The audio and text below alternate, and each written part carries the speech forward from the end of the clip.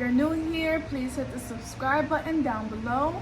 And today we are going to be talking about 12 books that you should get into for 2025. So let's get into it, y'all. So the first book that I'm going to recommend is the book that I'm actually reading right now. It's called Parable of the Sower by Octavia E. Butler. This book is so good. It's insane how it was written in 1980s and by a Black woman. And it's insane how everything that she talks about in this book is what's happening today. Like, I'm talking about from the fires in California to survival mode. Like, this book is so good. I'm still like in the process of reading it. That's why I have my bookmarker here. But so good if you're into like realistic nonfiction. This is a good read. It's also a 2-part book, so it's this one and then it's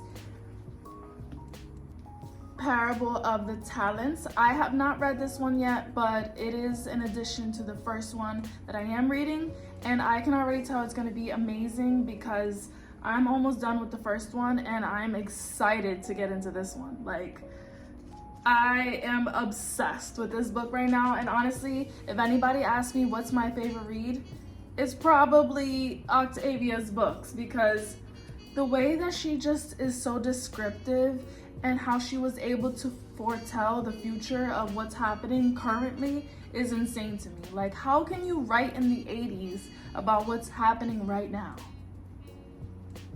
My mind is blown, y'all. My mind is blown. Okay, so book number 3. Book number 3. Let's go with The Mountain Is You. I'm sure you guys have heard of this by Brianna Wiest. Brianna Wiest. Pardon me for butchering your name. But this book is also a very good read. It's about transforming self-sabotage into self-mastery. I have read this last year. It's very good for, like I said, transforming and self-mastery. She talks a little bit about everything regarding that, building emotional intelligence, from your triggers and how to be free from your triggers and how to cope with them and how to, a little bit of everything, your attachment styles, all kinds of things. So this is a good book if you are into learning about self-sabotage. So The Mountain Is You. This also is a popular read. Everybody, I felt like, has been getting into this. So if you're into learning about that stuff, this is highly recommended. Book number 4 is going to be The Cellist of Sarajevo. It's by Stephen Galloway. This book was one of my favorite reads of last year, and I'm recommending it now because it is also a book that it kind of reminds me of the first book that I mentioned, Parable of the Sower, but it's a little bit different. If you're into like books about worldly things and survival, and it's very detailed, very descriptive, and a little bit of gruesome, so beware. But it's very good. It's very good. On the back of this, it reads, in a city ravaged by war, a defiant young musician decides to play his cello at the site of a Modar attack for 22 days, in memory of his fallen friends and neighbors. Drawn into the orbit of his music are 3 strangers, each living like refugees in the homeland, a bakery worker, a young father, and finally a woman, a sniper, who holds the fate of the cellist in her hands, even as her own fate becomes just as changeable with each passing day. In following the lives and days of 4 strangers, The Cellist of Sarajevo brilliantly explores how war can change one's definition of humanity, how music affects our emotional endurance, and how romance with the rituals of daily life can itself be a form of resistance. So this book, as you can tell, is about war and survival, and it's really good. Stephen Galloway did his thing with this. For some reason, I'm just into books like that. So if you are too, I would highly recommend this one. Book number 5 is a classic. It is The Alchemist. I'm sure you guys have heard of this before. Crazy enough, I have never read this book. I've always seen it around. I've picked it up and I skimmed through it, but for some reason when I was looking at it a few years back, it wasn't my time to read it. I don't know why, but it just wasn't. And now I just felt so called and drawn to it, and I feel like I'm able to comprehend it now. So I'm interested in reading this. On the back it says, "To realize one's destiny is a person's only obligation," from The Alchemist. So I'm very excited. I love the cover. The design is beautiful. It's by Paulo Coelho. So if you read The Alchemist, let me know what you think about it. I'm excited to get into this one. You know what's crazy is that I got into that book and it was all because of Russ. He just talks about Santiago all the time in his album that he dropped, Santiago. And he was inspired to create that album from the book. And so that's kind of where I got my inspiration to read the book from. So speaking of Russ, I do have his book. It's called It Was You All Along. I have not read this one yet. I read his first book that he released. It was really good, so I was excited to pick this one up.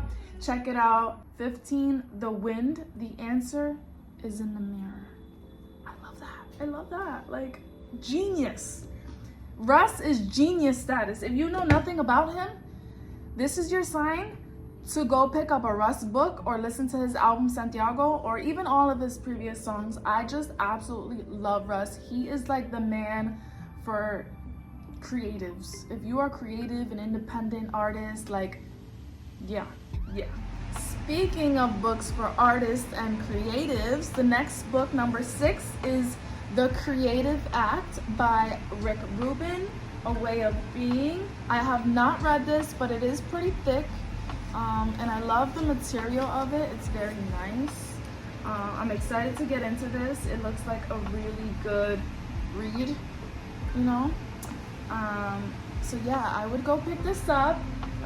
I've heard really good things about this, the reviews and everything about it. It talks about like it being really good for creatives, and just looking for inspiration and things like that. So I think I'm gonna get into this one next, after I'm done with Parable of this Hour, because that one I am just deeply invested in. But this one looks good. All right, number 7, we got Ask, and it is Given. I love this book. It is a book about manifestation, learning to manifest your desires, by Esther and Jerry Hicks. This was also a popular one. I remember Janae Aiko and Big Sean like put this all over their stories and stuff at one point. It's really good. I've had my stuff highlighted and stuff. Like I was in here. But it's really good if you're into like manifesting and like trying to attract things, you know what I mean? Like my favorite quote and saying, not specifically from this book, but just for me, is I always love to say that I like to attract rather than seek. I feel like when you're out there seeking, looking, chasing things, it never really goes as divine as it should go. So I like to say just attract. Be who you want to be, and you will attract what is necessary for you, what's in alignment for you. And so this book about manifesting, I feel like it kind of goes hand in hand with, you know, attraction and manifesting and, you know, asking and it being given to you. So get into this. This is a good one for manifestation. The next book that I'm going to talk about is, I have them all laid out. So let's talk about Letters to Milena. I have not read this, but I heard so many good things. I had seen so many quotes of this on my Tumblr and Twitter, or X, whatever you want to call it. But it's a poetry book and prose book, a lot of prose. But basically it's letters. It's letters from this guy. This book is by Franz Kafka. Franz Kafka, I think that's how you say it. I've heard so many good things on it, and I just wanted to pick it up because I fell in love with all the quotes that I was seeing. And it is pretty thick. It is pretty thick, but I love reading, so I don't mind.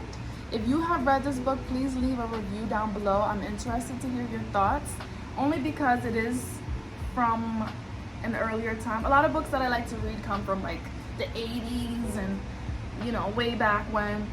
So let's see what the back says. It says, in no other work does Franz Kafka reveal himself as in Letters to Milena, which begins as a business correspondence but soon develops into a passionate but doomed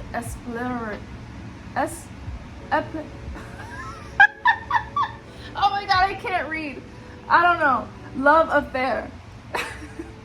Kafka's Czech's translator, Milena Jenska, was a gifted and charismatic 23-year-old who was uniquely able to recognize Kafka's complex genius and even more complex character. For a 36-year-old Kafka, she was a living fire such as I have never seen.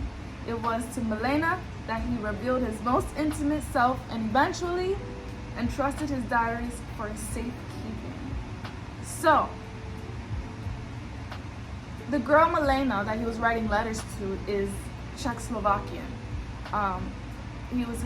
She was his translator, and they were writing letters back and forth, and obviously they had a really huge age gap. I'm just interested in reading this. If you have read this, please let me know what you think. Like, I'm here for it. Next book is a poetry book by the one and only most famous Lana Del Rey. If you love Lana Del Rey, this is her poetry book. It's called Violet Bent Backwards Over the Grass. I just absolutely love the way Lana Del Rey writes music and poetry. It's so poetic. Like, it's so poetic, and you know, knowing me, I love poetry, I write poetry. I'm just in awe of the art of expression that she uses in her poetry books and even in her music. And even the inside, I just want to show you guys like how this is written. Like, it doesn't look like a normal book. It looks like letters, and there's also photography that she has taken on her own that she's incorporated in this book. So it's very beautifully written, very beautifully designed. It's beautiful. So if you love Lana, if you're a fan of her, this is her. Go get her book. And yeah. Number 11 is Cloud Atlas by David Mitchell. It's a novel. I have not read this one, but it looks super interesting. I usually find my books on people who either recommend it to me or I'm just snooping online because I follow a lot of blogs and creators and people who love to read. So that's where I get my book recommendations from. Haven't read this, but I heard many good things about it. Let's read the back. It says, Mitchell is clearly a genius. He writes as though at the hem of some perpetual dream machine, can evidently do anything, and his ambition is written in magma across the novel's every page. Okay. A postmodern visionary who is also a master of styles and genres, David Mitchell combines flat-out adventure, a Nabokovian, I can't read this shit. People connect, how their fates intertwine, and how their souls drift across time like clouds across the sky. Maybe that's why it's called Cloud Atlas. Makes sense. I'm very interested. I love like otherworldly, realistic fiction, nonfiction, utopian, novelty, poetic, prose. Anything of that nature is for me. I also love realistic shit. Like, I love philosophies. I love ideologies. I love anything that has to do with the art of understanding yourself and growth, self-mastery books. I just love it. I just love it all. I love it all. I love poetry. I love it all. Okay, the next book that is finally the 12th book that we will be reading, or I will be reading, is the 12th book is called The Midnight Library. I'm sure you guys have heard of it before. It's also another popular one on the market right now. It's by Matt Haig. I have not read this, but it was recommended by a friend of a friend. and it just seemed so interesting to me the way they described it, and I was like, I'm gonna go grab that. I need to read that. That sounds really good. That sounds like my type of shit. You know what I'm saying? Sounds like my kind of vibe. So let's see what it says. A whimsical, a feel-good book guaranteed to lift your spirits. The Washington Post. We all have regrets, choices we could have made differently, paths we didn't take, other lives we might have led. But what if you were given a chance to fix your past? Enter the Midnight Library. Nora's life has, oh my God, Nora. If you know me, you know my business name is Nora with a K. So, Nora's life has been ongoing from bad to worse. Then, at the stroke of midnight on her last day on Earth, she finds herself transported to the Midnight Library, where each book contains an alternate life, a possible world in which she made different choices. She is given what seems like the ultimate opportunity, a chance to undo her regrets and try out each of the other lives she might have lived. But things aren't always what she imagined they'd be, and soon her choices place the library and herself in extreme danger. Before time runs out, she must answer the ultimate question with infinite choices. What is the best way to live? So this is the Midnight Library. If you have read it, please leave a review down below. I would love to know what you guys think. If you have read any of the books that I named, please leave a review. I'd love to hear what you guys think. I was thinking about starting a book club. I wasn't sure who would join or who would be interested, but if you're interested in a book club, let me know down below or DM me on Instagram or wherever. I just want to get like a head count to see who would be interested. How can I create it? Where can we, talk about our books? Which platform would be ideal for everyone? And just really organize something that can work for everybody. So please let me know. These are the books that I have read. These are the books that I am going to be reading. And I'm just excited. I love reading. My goal is to read all 12 books and probably more. I will share more books along the way. But yeah, this is just my current reads. Also, if you guys have any book recommendations for me, please feel free to share down below. Let me know what you guys think. Thank you so much for tuning in. Please like, share, subscribe, and I'll see you guys on the next video.